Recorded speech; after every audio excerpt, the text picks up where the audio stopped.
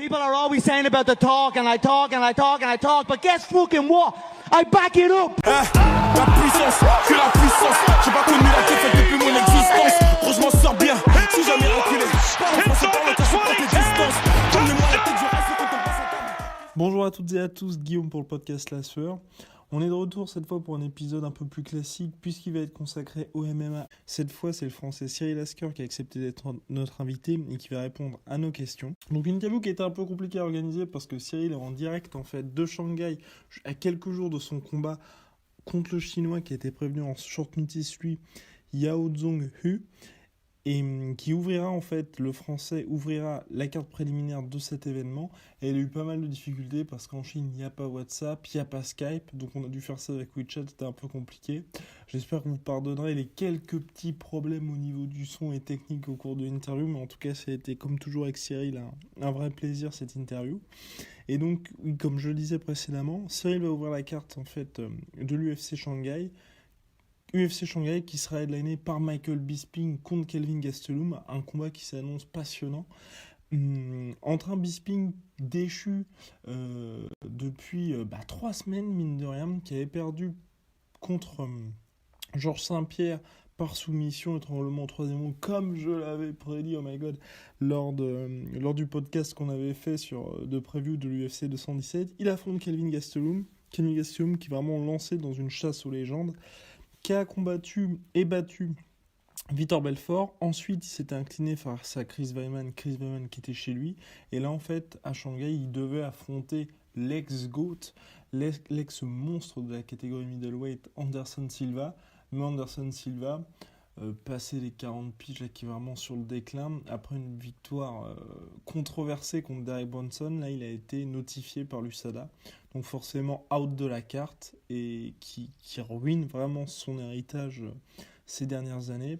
Bref, comme d'hab, Michael Bisping qui est arrivé en mode ok les gars, je viens peut-être de perdre mais je suis toujours chaud donc je viens sauver la carte. Il le fait, donc là en short notice, il va affronter Gastelum tranquillement. En cas de victoire, ce serait pas mal pour lui parce que ça permettrait de revenir un peu dans le mix, même s'il l'a dans tous les cas annoncé à son âge. Et vu tous les combats qu'il a emmagasinés, son dernier combat sera pour sûr en mars lors de l'événement de l'UFC à Londres. Donc là, ça permettra une victoire de set-up un peu, un combat pourquoi pas, espérons, on sait jamais, contre Rockhold ou Romero à London. Et puis en cas de défaite, ça devrait vraiment être contre une autre légende, mais un combat un petit peu moins passionnant en termes de ranking et de potentiel pour un futur title fight. Bref, tout ça pour dire qu'on a interviewé Cyril Asker, que l'interview c'est pour maintenant. Enjoy.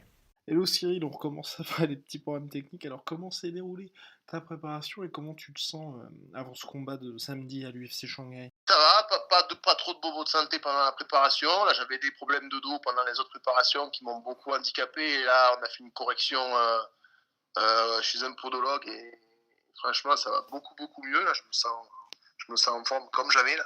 Mm-hmm. Et non, toujours à Avignon, toujours avec les frangins Chiavo, toujours à la Bushido Academy. Mm-hmm. Ouais. Ok. Et après Singapour, là maintenant t'es à Shanghai. Est-ce que t'aimes bien justement tous ces voyages en Asie ou tu préférerais toi être un peu plus près de la France, donc en Europe? Ouais, on décide pas. Tu sais, nous on calcule pas comme ça. On prend les combats qui nous sont proposés. On dit oui. On n'a jamais refusé un combat. On dit oui tout le temps. L'Asie, je sais que c'est très porteur comme marché pour le MMA. Si on appelle ça comme, je sais que c'est un sport qui sort beaucoup. Après, c'est vrai que c'est un peu plus compliqué au niveau des calages horaires, entraînement, logistique, tout ça. C'est un peu plus compliqué, mais bon, on s'adapte. On peut tout faire. Et justement, au niveau logistique, comment est-ce que ça fonctionne? Toi, t'es aidé par l'UFC ou justement tout ce qui est quand tu choisis quand est-ce que tu vas arriver, les hôtels, c'est toi qui organises ça avec ton gym ou comment ça se passe? Non, c'est eux qui m'envoient. Ils m'envoient. En fait, si tu veux, tu reçois ton schedule, ton agenda pour pour la semaine. Ils te disent que tel jour t'arrives, tu reçois tes billets d'avion, il y a un mec qui te prend en compte à l'aéroport. Après, tu vas de suite au bureau, tu te files ton agenda pour la semaine. Tel jour t'as ça, tel jour t'as ça. Bon, ils t'ont déjà tout envoyé par mail. Voilà, après bon, t'es à l'aise de partir avant. Voilà, après, si on décide après, on peut voir avec eux pour essayer de décaler les dates de quelques jours, si c'est plus intéressant pour nous au niveau décalage horaire, tout ça. Après, on a quand même une marge de manœuvre qui est réduite. Hein. On ne choisit pas, c'est eux qui nous envoient les billets, tout ça, quoi. Et pour ton dernier combat, donc à Singapour, qu'est-ce que t'en as tiré malgré la défaite? Ben, que plusieurs trucs. Moi, je pense qu'on est arrivé un samedi d'avant. Il m'est arrivé 10 jours avant, c'était un peu long. La tension, elle s'est un peu retombée pour le combat. Après, tu crois un peu trop que t'es en vacances, tu vois. Donc là, c'est bien. On est arrivé un mardi, on se cale au niveau entraînement, on s'entraîne à l'heure du combat, et puis en avant, on y va, quoi. Parce qu'après, trop long, c'est pas bon.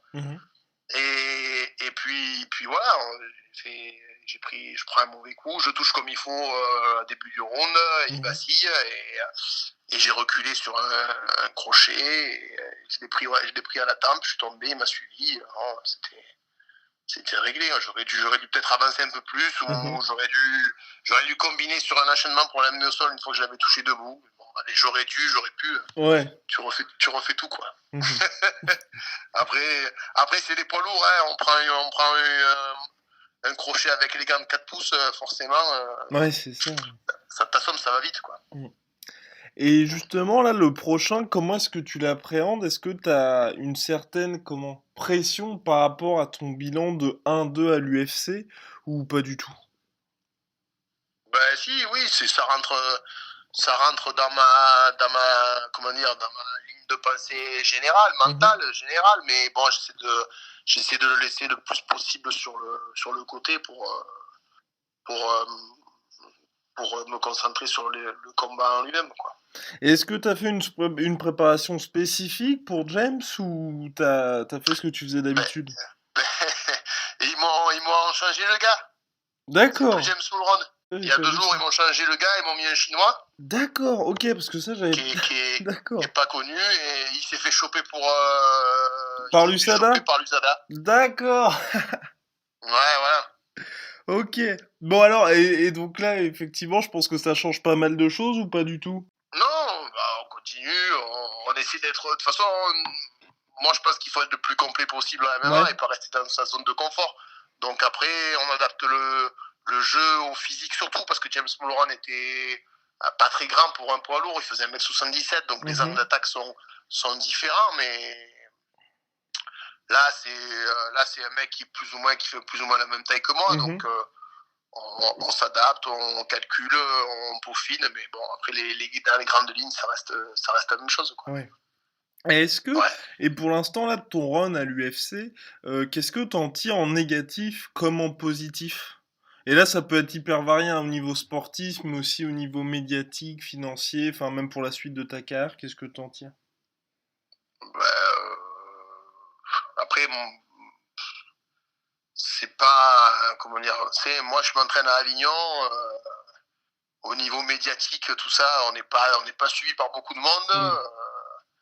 On est, voilà, après, positif, au niveau sportif, j'aimerais affronter les meilleurs. C'est vrai que bon, là, avec 2 défaites sur mon ratio à l'UFC, c'est compliqué. Mais là, il faut que je batte le chinois, il faut que je remonte dans la hiérarchie des poids lourds, et affronter les meilleurs, je peux le faire. Et quand tu vois justement les top fighters de la catégorie qui ont cette activité de combattant à plein temps, toi tu as aussi l'activité au garage où c'est en famille, est-ce que toi tu voudrais pas justement essayer de t'investir pleinement sur même je sais pas moi 1 an dans le MMA pour voir ce que ça peut donner? Non, j'ai beaucoup voyagé, j'ai fait beaucoup de salles, je suis allé aux États-Unis, je suis allé au Brésil régulièrement. Et je pense vraiment que les préparations, les meilleures préparations physiques pour un combat, on les fait chez nous, quoi. Quand on a nos habitudes, là on a nos coachs.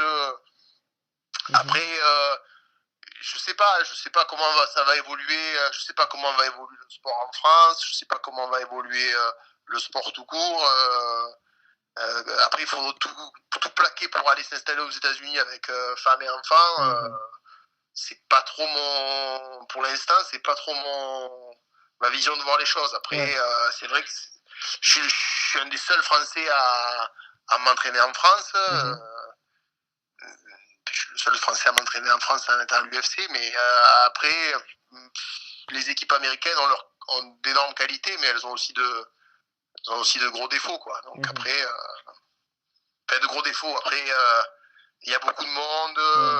C'est vrai que c'est plus facile quand tu es dans un club comme la Bushido Academy qui est familial, où tout le monde te pousse en avant, tout le monde est derrière toi. Après, c'est un peu plus difficile à d'autres côtés pour trouver les sparring de qualité. À ce niveau-là, c'est un peu compliqué, mais bon, on fait du mieux qu'on peut, quoi. Ok. Et on parle souvent, là, c'est plus global en fait, du Reebok Deal en fait comme une bonne chose pour les combattants qui sont pas des superstars.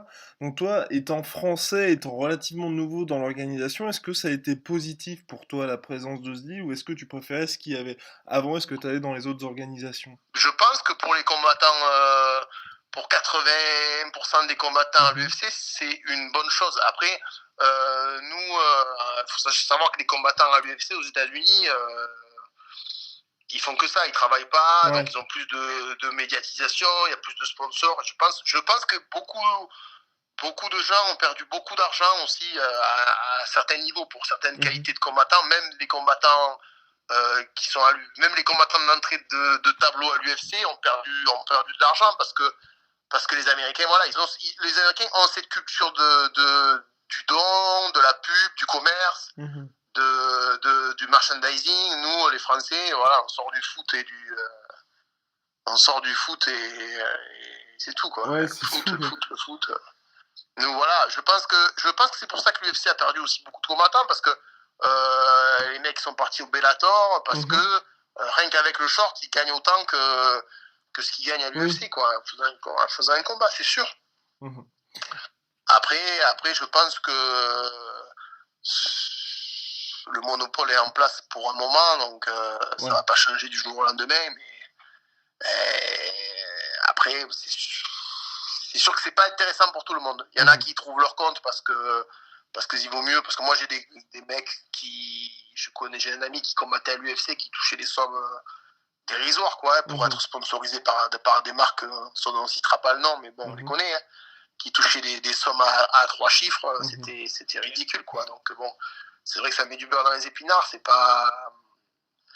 c'est une bonne chose pour les combattants, voilà. Nous en France c'est interdit, personne ne nous donnera jamais ça pour mettre un short d'une marque, quoi. Après, c'est pas des sommes non plus pharaoniques. Je comprends qu'il y en ait qui sont partis. Enfin, je comprends. Voilà, je comprends qu'il y a certains Américains qui préfèrent combattre dans d'autres organisations plus faciles et mieux payées au niveau sponsoring, ça c'est sûr. Et si par exemple toi, là dans le futur, tu as une opportunité avec le Bellator qui est très agressif, est-ce que c'est quelque chose auquel tu réfléchiras ou justement le sportif va primer et ce sera toujours l'UFC même si le Bellator, on a vu avec le nouveau Grand Prix Heavyweight, est vraiment agressif sur ce point-là? Non, moi écoute, pour l'instant, l'UFC ça se passe bien, on a des bonnes relations, ça se passe très très bien. Pour l'instant, je pense que la plupart des poids lourds qui sont à l'UFC sont les meilleurs. Donc après, moi, je veux affronter les meilleurs. Après, le côté pécunier et argent, on n'a pas commencé on pense, c'est une dynamique du combat, mais c'est pas la principale pour nous. Donc l'argent, c'est bien, mais bon, après, on a tout le côté sportif. Et puis, après, le Bellator commence à monter, parce que là, ils vont faire, par exemple, je crois qu'ils vont faire un tournoi pas lourd. Il y a du monde, c'est bien, ça fait avancer le MMA dans tous les cas. Après, moi, à l'UFC, je suis bien. J'espère y rester un bon moment, affronter les meilleurs, et après, on verra. Et est-ce que tu as T'as un plan pour la suite de ta carrière, notamment dans les sports de combat? Est-ce que t'aimerais, je sais pas, par exemple, ouvrir ton propre gym ou ce genre de choses? Non, je le fais en parallèle de mon activité professionnelle, donc devenir coach, tout ça, j'ai pas trop la patience, tu vois. Mhm. J'ai pas trop la patience, c'est pour ça que je respecte énormément les mecs qui sont coachs et qui coachent en plus la génération qui arrive, parce que bon, ils sont pas commodes. Puis il faut leur torcher le cul là, des fois ils sont un peu, comment dire, ils sont pas prêts à faire les sacrifices qu'il faut, c'est un peu compliqué. D'accord. Après non, moi au niveau, j'ai pas de plan sur la comète, je prends combat par combat, je vois ce qu'ils me proposent au fur et à mesure, voilà, hein. J'essaie de combattre un maximum, de gagner du temps de combat dans la cage pour avoir le plus d'expérience possible pour monter, et puis après le reste on verra. Et enfin, 2 petits pronostics. Est-ce que toi, tu peux commencer par ton prono de ce week-end pour le prochain combat? Non, je peux le finir de plusieurs manières, donc non, j'ai pas de pronostic. Et l'autre prono, ce serait pour le Ngannou Overeem de l'UFC 218. Ouais, je vois. J'aimerais que Francis gagne. Après, tu sais, c'est la catégorie des poids lourds, c'est 2 cogneurs. Ça peut se jouer sur un seul coup, donc ça peut aller très très vite, mais je donne un avantage à Francis. Ouais, la jeunesse, l'envie, la fougue pour Francis, donc je pense qu'il va passer. Ouais. Ok, super. En tout cas, merci beaucoup Cyril d'avoir pris le temps pour répondre aux questions et puis pour l'organisation. Et puis bon courage pour la dernière ligne droite. Bonne journée. Allez, merci beaucoup, bonne soirée. Yes. Voilà, c'était notre interview de Cyril Lasker. J'espère que vous pardonnerez un peu ces petits légers problèmes techniques. Si vous voulez qu'on interviewe d'autres combattants, qu'on couvre d'autres sujets, notamment là, on va commencer lentement mais sûrement à parler NBA. N'hésitez pas à nous dire ça en commentaire, en message direct sur Instagram, sur Facebook, sur Snap, on est vraiment partout.